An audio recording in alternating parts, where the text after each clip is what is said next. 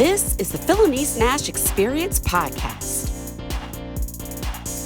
Hello, world, and welcome to the Phylanice Nashe Experience podcast, a new audio series of lighthearted and sometimes third eye-opening conversations on a variety of topics from the African-American perspective. I'm your host, Phylanice Nashe. Welcome. On this episode, we are talking about Networking 101, specifically how to make your network work for you. And so today, my guest has a lot of business accolades, but I want to first mention that on a personal note, Lee and his wife Val are good people, good friends of ours, and we enjoy hanging out with y'all on the weekend, socially distancing. Of course. Got to put that in there. But on the business note, Lee is an investment advisor, a real estate investor and developer, consultant and businessman, and he is the president of Molette Investment Services and is the principal of Stanton Developers. He sits on numerous boards, including the Nashville Public Library Foundation, 100 Black Men of Middle Tennessee, and Easter Seals. He's a sought-after thought leader and by government officials and business leaders. He has been instrumental in bringing many of Nashville business leaders together to discuss race and diversity inclusion in Nashville. He has been recognized 4 times by the Nashville Business Journal as one of the 100 most influential business people in Nashville. Lastly, he is a member of Omega Psi Phi fraternity. His bio is extensive. It goes on and on. He knows everybody. Everybody knows him. I call him the mayor of Middle Tennessee. Let's welcome Lee Molette to the show. Well, thank you, Phylanice. I am excited to be here and a part of the Phylanice Nashe Experience. Yes. Thank you very much for the invite. Well, thank you for accepting the invite, and I'm happy that you are on the show. So since April, I have been starting my conversations off with my guests by talking about the current pandemic that we're in with COVID, and just kind of talking a little bit about how it's affected you business wise and personally, and how you have had to pivot since COVID has come into existence. So how have you guys been doing? Man, that's an excellent question, and I don't know that I fully have an answer yet. I mean, it's things continue to evolve, and from a business perspective, on the financial services side, investment side, obviously, those that have money, we're investing, and we're seeing some good opportunities to buy and for them to continue to earn and grow their wealth. For those that don't have as much to invest, I'm still encouraging them to invest, because this is when rich people get rich. Exactly right. That's the big difference. Right. And so it may mean that you have to cut out something in order to put more money up, but it just makes sense to do that. And I think in terms of the fact that we're not driving as much, we're not eating out as much, and so we're not spending as much money on some things, we now have some additional funds that we should use to put away and to invest. Unfortunately, people don't always see it that way, but that's really where we've seen the big difference in our financial services business is people are they want to sit on cash. They want to sit on cash. They want to sit on cash. And again, a lot of times, even with a professional advising them, they still want to sit on cash and don't really get the concept of buy low, sell high. Mm-hmm. Everybody wants to buy Apple stock now that they're splitting, and I get it. But if you bought one share for $300, just the mere fact that all of a sudden they said they're going to split, their stock price ran up even more. And so now now you can only you can buy 4 shares for $400, but it's the same equivalent of that one share that you could have bought for $300. Right. Right. Same thing with other companies that we see this happening with. So we just really have to encourage people to invest while the markets are in flux, and when you see a company stock down. On the real estate side, Middle Tennessee, and not just Middle Tennessee, across the country, we're saying that people still need places to live. Mm. And so what we're trying to do is adapt our new construction, our new residential product to embrace this new work from home environment. And I don't think that it's going to necessarily be the only way that people work, but I do think that, you know, many of us are going to have this hybrid model of how we work. And so that essentially we may go into the office 2 or 3 days a week or every other week, but then we'll work from home. And when you have people like you and Turner and myself and Valerie that are both working from home, we're, you know, our product now is taking that into consideration. So instead of there just being one office space in the home, we're going to have two. Right. That keeps somebody from having to take over the dining room table. Right. That's exactly, yeah, which is happening. Right. And everybody's trying to scramble when company comes over. So clean that up. Yeah. So we're looking at a couple of different things, but, you know, housing, I just got an email from one of the realtors we work with, and she's saying, look, people are still looking for product. They're still looking for product. They still have to have places to live. They still believe in the real estate market. And with interest rates so low right now, it still makes sense for people to be buying homes. Interesting. That's interesting. You would have thought that, or maybe potentially anticipated that there would be a freeze because people they'd lost jobs, income, but is that just unique to Middle Tennessee, or is this across the United States? You know, essentially it's across the United States. And what you're seeing, though, unfortunately, with the wage gaps and differences in how people are employed, obviously people that are working in some of the in the restaurant business, Mm-hmm. Especially if they're servers or hostess or something along those lines, or cooks, they're not the ones buying new homes. Right.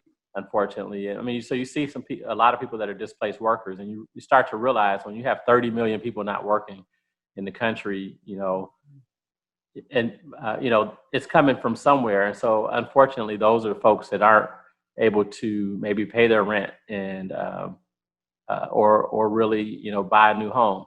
You know, on the so you know, and this is, you know, from our perspective on rental property, I think you're going to see more landlords want to only rent to what we call essential workers. So people in the healthcare fields, people in education, especially through the time until we get through this pandemic, or at least get it under control, because we don't want to be stuck with the mortgage without someone paying rent. And Right. with some of the laws that have been enacted or on the table that will prevent us from being able to evict or what have you. You know, those are, you know, and it's an unfortunate kind of scenario. We don't want to evict, but we also don't want to go into foreclosure because you didn't pay rent. We can't pay the mortgage. So it's just it's kind of an unfortunate scenario. But, you know, so we're starting to see that trend as well with landlords really being picky about who their tenants are. And then also our banks are being very selective on how they're financing investment properties. They're not going as high on the debt ratio. So it's not, whereas they might have done an 80% loan on an investment property, now they're doing 70. Okay. They're refraining from allowing real estate owners, investment real estate owners, especially, from cashing out their equity. And so just different things like that we're starting to see. Man, that's good to know. And that's that just comes from talking to someone like yourself who's in that arena, in that space, and being able to counsel folks. So we'll definitely make sure you get a shout out at the end, so how people can get in touch with you to talk to you about that, because it's very informative about those changes. So when I was thinking about our conversation, the one thing that just continued to come to the forefront of my mind, and I always talk with Turner about my conversations, and we both were like networking and, building relationships. And I know you know this, but when people ask or told, who should I talk to about this or that, your name is the first name to come up in conversations. Have you talked to Lee Molette? And so how give us some information or some guidance on how you can become that guy or that woman, the go-to person. How do you build those networks? How do you become the connector? I think in 2017, they named you 100 influential. You were under the connectors division. And then in 2019, you were of the business builders, or the ones who get the business done. So, your name is out there. How do you build up a portfolio of a network like that? You know, that's Don't hold back. that's a great question, and I don't know that I know the answer to that. So keep in mind, I've moved to Nashville in 1992 or fall of 1991. I'm not a native Nashvilleian. I grew up in Detroit, Michigan, went to school in North Carolina. My background, though, is sales. I sold books door to door during the summers with the Southwestern Company, which then led to my first full-time gig after college, becoming a sales manager, which brought me to Nashville.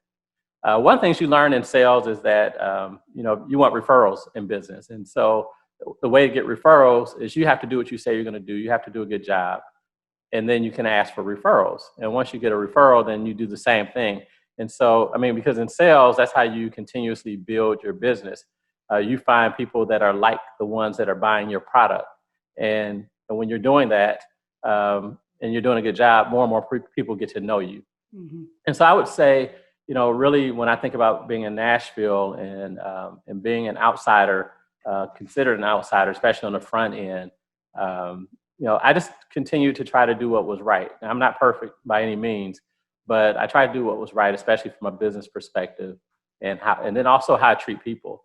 And so over the years, I've had the opportunity to join different organizations like 100 Black Men. Becoming a member of that organization was a big deal for me. Also had an opportunity to become a Rotarian. I've been in the Rotary Club of Nashville, which was like the third largest one in the country. I've been a member for, I think, 16 or 17 years. So when I join organizations, I get involved. I don't join them to be on the rolls. Right. I'm a member at Mount Zion, which is the largest church in the state with, close to 30,000 members. But when I joined Mount Zion, I did it and got involved and was very active in the ministry, especially as it related to my gifts, which were really planning and getting the development of new buildings and those types of things in place. And then on the finance side. And so I've worked in leadership, and I always just try to do my best. And I think people recognize when you're doing your best, when you're being sincere. Again, they're not expecting you to be perfect, because none of us are.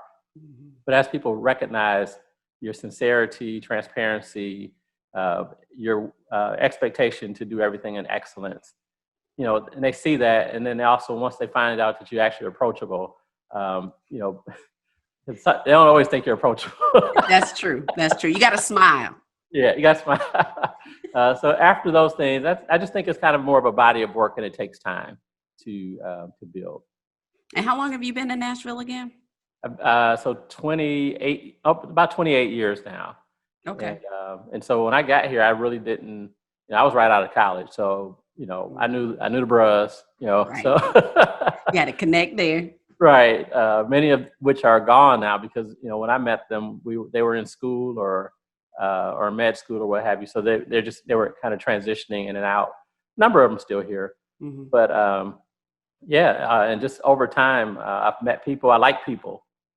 I like to meet people. Yeah. I'm shy by nature. I was going to ask you that. Like, are you an introvert posing as an extrovert? That was going to be my question. So are you really shy? I'm really shy, but I'm not an introvert. Okay. Yeah. So I like people. What's the difference? Well, so today, and we live in the same neighborhood. Yeah. So I'm, for the last couple of weeks, I've been walking or running. The hills. So I've been, but there's a, just right. So doing that big loop, the way y'all used to walk and run. Yeah. I do. That's on Mondays. That's the loop I do. I do it on Mondays and Thursdays. Okay. There's a guy, African American gentleman. I've seen him run by, and I've never spoke. And I'm like, man, I need to. I know he's new to the neighborhood. So today I just like, what? Okay, I see him. We're gonna talk today. Would you just jump in his way and was like, bro, we talking today? Right, damn near, but. But I, so I'm walking, we did that and all that stuff. And then I just stopped. I said, hey, what's your name? And I just started backing up. So I'm, coming down the hill by the Sunset exit. Yeah. Entrance. And he's coming up. And so I just backed up, and we start talking. And, so it's just like one of those things. Once I get, once I decide I need to go ahead and break the ice, and once I do, I'm fine. But there's that kind of period of time, whether it's seconds or weeks in this case, that I just have, I won't say I necessarily have to build up the courage, but I have to make myself go ahead and do it. After that, I'm good. So I don't, by nature, I don't want to not do it, but it's kind of a natural shyness, I would say. I am actually surprised. So that is a new fun fact about Limo, about that. I always see you engaged and talking with people. You would never know that, just kind of seeing that from the outside. Yeah, it's interesting. Put me in a big crowd, and I have to meet people. That's not, that's where it probably is most evident. Being in Nashville, not just Nashville, but kind of being around for the period of time I've been now. When I go different places, people will engage me, so I don't necessarily have to engage them. And I'm not shy. Because you're that guy. No, I don't know about that, but there he is. So we talked before we started recording about how some of the civic things that you've done. So you've been able to build a nice book of business, started multiple businesses and been able to maintain that, build up your network. Let's move over to the philanthropic side.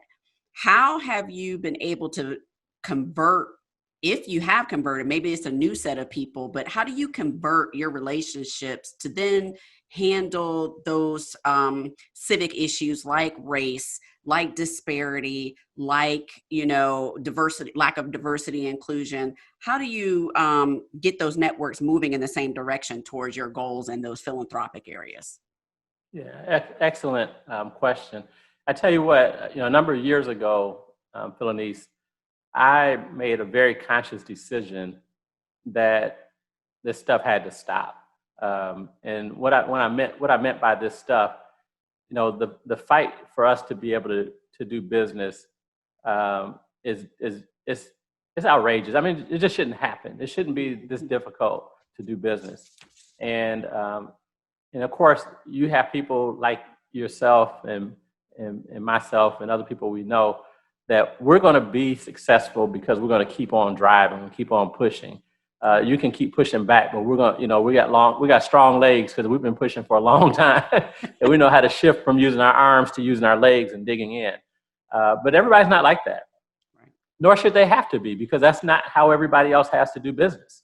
But for us, it is. And one of the things that I said to myself is, my kids are not going to have to do this. But they will if I don't make a conscious decision to say, forget it, realizing it's going to cost me business. It's going to cost me, quote unquote, friends that really aren't friends if they can't take me how I am anyway. Right. But I knew there'd be some economic hit to it, but I really didn't care anymore, because I just gotten to that point where I just said, you know what, enough is enough.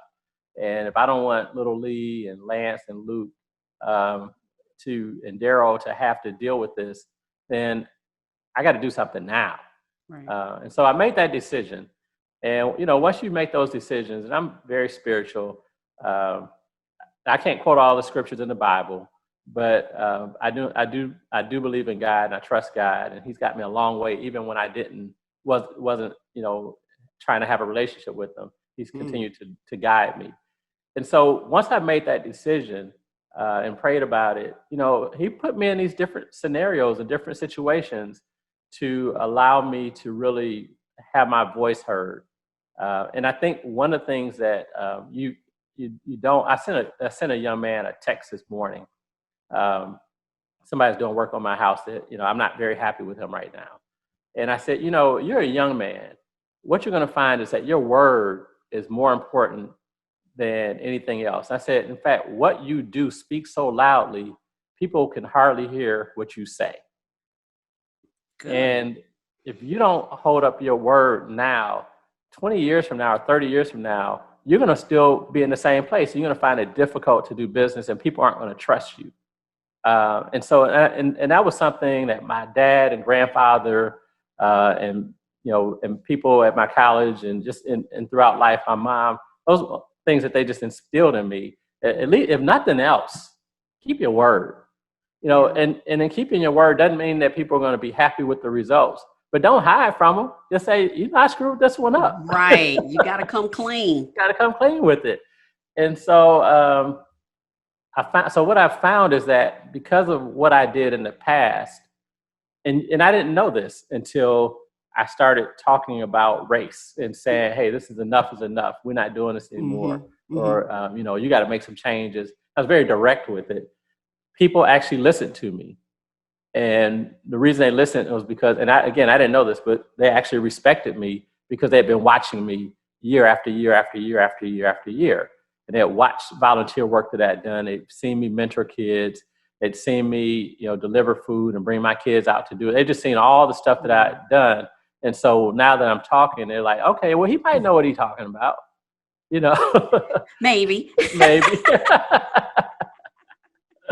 So I just think that, you know, we create our own body of work by what we do, what we say, people we help. And when it's time for you to speak, if you've done that, people will listen to you. Man, that is well said, well said. And I see the work that you have done, Lee, and we appreciate the groundwork that you have laid. You've done an amazing job of getting in and getting integrated into those systems so that they do listen and they do have that you have their ears. So we totally appreciate your work. So thank you. Thank you. You're welcome. Thank you. So we're getting close to the end of our session. I wanted to just drop the mic for a second and give you the floor. If there's a young entrepreneur or even a seasoned entrepreneur who is not finding that they are making the connections that they want to make, do you have a nugget of just a nugget of wisdom to give them to help them move out of their own way and be able to build successful relationships? Man, it's another excellent question. So I remember a couple of years ago, and this directly and indirectly is going to answer your question.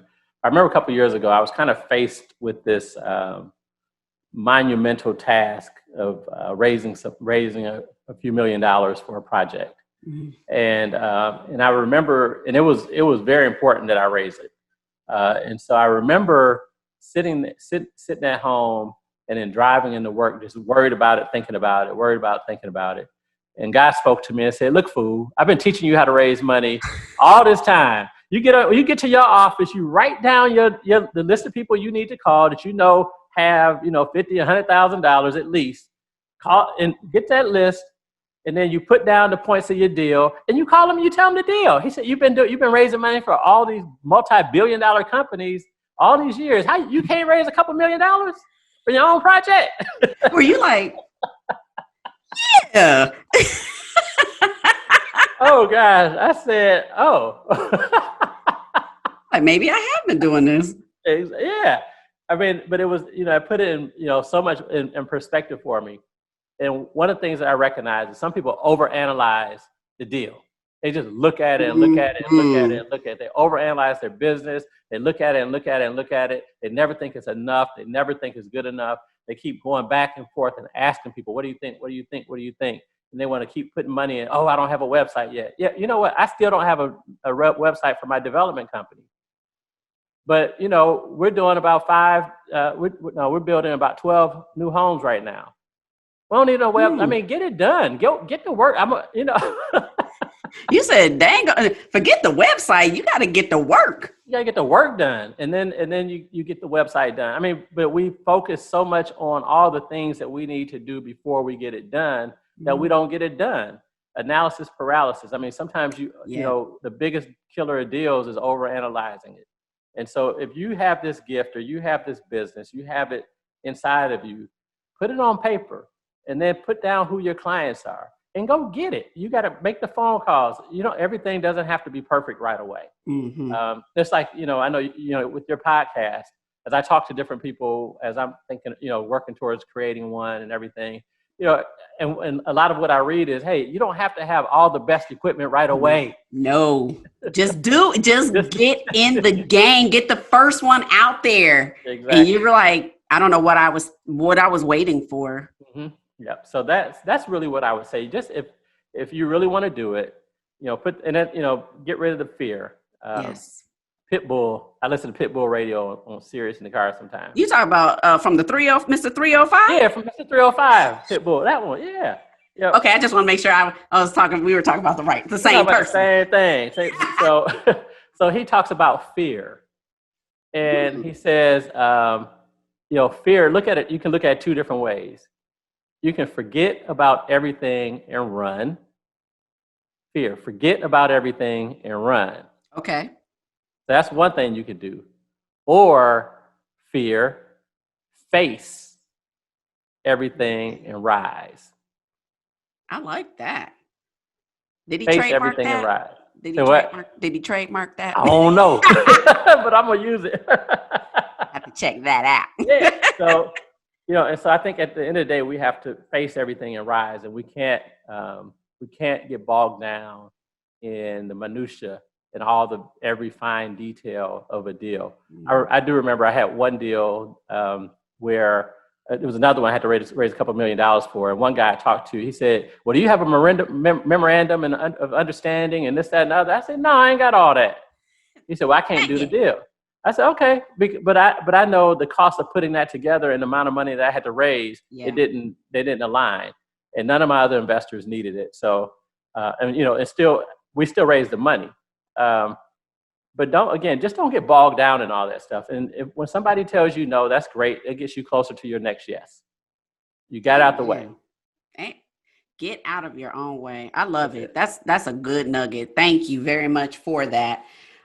So where can my listeners follow you or get in touch with you? What are your social media handles, websites, other ways that they can get in touch with you? Yep. So you can email me at lee@moletteinvestmentservices.com. It's a long email, lee@moletteinvestmentservices.com. The easier way from a business perspective is just to hit me on LinkedIn at Lee Molette, and it's Mollette. Mm-hmm. Follow me on IG at L Molette. I think it's at L Molette II. It is I'm the second. Mm-hmm. Lee Molette the second. So at L Molette II. On Facebook, Lee Molette, and on Twitter, at L Molette. Now, keep in mind, I have a 16-year-old with the same name, and he says he gets all kind of emails because people put... So you better make sure you follow directions. Right. Because his is Lee Molette, and mine is L Molette. Gotcha. We don't want to hit Little Lee up because Little Lee ain't gonna answer you. Exactly. So he likes to be called Lee. He's not in the trip and Trey and all that stuff. He likes to be called Lee. So he calls himself Lee Molette 3, and he uses the number 3. Gotcha. I call him L3 a lot of times. Oh. But yeah. So L Molette at L Molette on Twitter, at L Molette II on IG, Lee Molette on Facebook. I'm more active on Facebook and IG, and then on LinkedIn, and then from time to time on Twitter. I'm gonna get a little bit better at Twitter. Yeah, well, we're gonna work on that. I'll have to fire up my Twitter account again. We'll work on that one.